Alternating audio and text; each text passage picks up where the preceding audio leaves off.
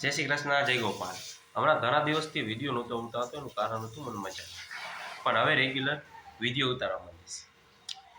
એક નાનકડી વાત લઈને આવ્યો છું. જેવી રીતે હું તમને કહું છું કે એક રાજા હતો. એ રાજાને પ્રશ્ન થયો કે હું મુગટ પહેરું છું, એમાં 100% સોનું વપરાણું છે કે બીજું જાતું પણ આમાં ઉમેરાનું છે.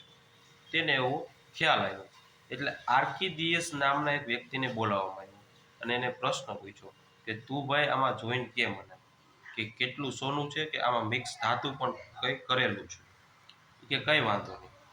તો એને પ્રયોગ કર્યો.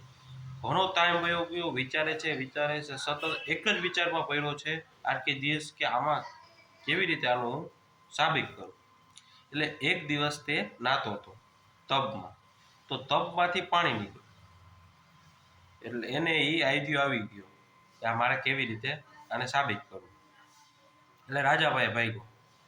રાજાને કીધું મને આનું ખબર પડી ગઈ. એ કે કેવી રીતે. એને એક પાણી ભર્યું, માં સોનું નાખ્યું. પાણી ભરેલો તબમાં એક મોટું એવું પાણીમાં સોનું નાખ્યું. એમાંથી પાણી નીકળ્યું, બરાબર છે. એ એક પાત્રમાં ભેગું કરવામાં આવ્યું અને બીજી બાજુ મુગટમાં પણ નાખવામાં આવ્યું. એમાં પણ પાણી જે નીકળ્યું તે ભેગું કરવામાં આવ્યું. બંનેને સેમ જોયું અને જેટલું સોનું ઓમાં વપરાનું હતું એટલું જ આ સોનું આમાં પણ રાખેલું હતું. એટલે બરાબર ખ્યાલ આવે.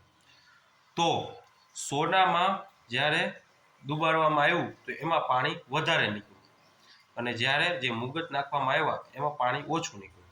એટલે રાજાને કીધું આર્કિદિયસે કે આ મુગટમાં સોનું ઓછું વપરાણું છે, મિશ્ર ધાતુનો પણ ઉપયોગ થયો છે.